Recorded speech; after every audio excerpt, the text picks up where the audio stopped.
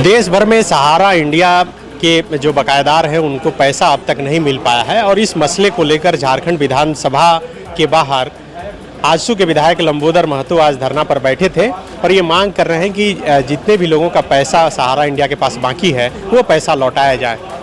ये सहारा इंडिया का मसला आप उठा रहे हैं। लोकसभा चुनाव में भी ये बहुत बड़ा मुद्दा था, आप लोग और कई लोगों की तरफ से ये उठाया गया। कैसे लग रहा है कि इसका समाधान हो पाए? देखिए, निश्चित रूप से अगर हम पूरे देश की बात करें और राज्य की बात करें या अपने क्षेत्र की बात करें, एक उदाहरण है कि हम सिर्फ मेरे विधानसभा क्षेत्र में गोमिया रीजन का बात कर रहे हैं। गोमिया रीजन में 512 करोड़ रुपया लोगों का डूबा हुआ है, अर्थात जिनका आरडी में जमा है, सेविंग अकाउंट में जमा हुआ है, डिफरेंट बॉन्ड्स में जिनका मैच्योर हो गया है, वो राशि भुगतान नहीं हो रहा है। तो निश्चित रूप से ये बहुत गंभीर विषय है। चाहे गोमिया की बात करें, झारखंड की बात करें या पूरे देश भर के निवेशकों की बात करें, तो ये सारा मुद्दा पर चाहे राज्य सरकार को भी गंभीरता से लेने की आवश्यकता है और सहारा परिवार से वार्ता करके ये सहारा परिवार को बाध्य करें कि वो भुगतान करें।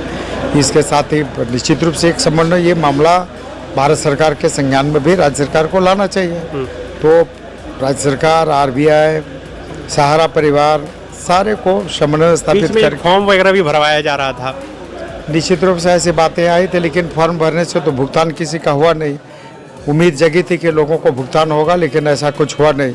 तो फिर से इस मामले में गंभीरतापूर्वक जो भी निवेशक हो उनका भुगतान हो। लेकिन आप लोग मोदी जी के साथ हैं सरकार में, तो केंद्र सरकार इस पर कोई बड़ा स्टेप क्यों नहीं उठा पा रही? निश्चित रूप से इस मामले को हम लोग केंद्र सरकार के संज्ञान में भी लाएंगे और हल हो सरकार के स्तर पर, आरबीआई के स्तर पर, केंद्र सरकार के स्तर पर, और ये मामला सुप्रीम कोर्ट के अधीन भी है।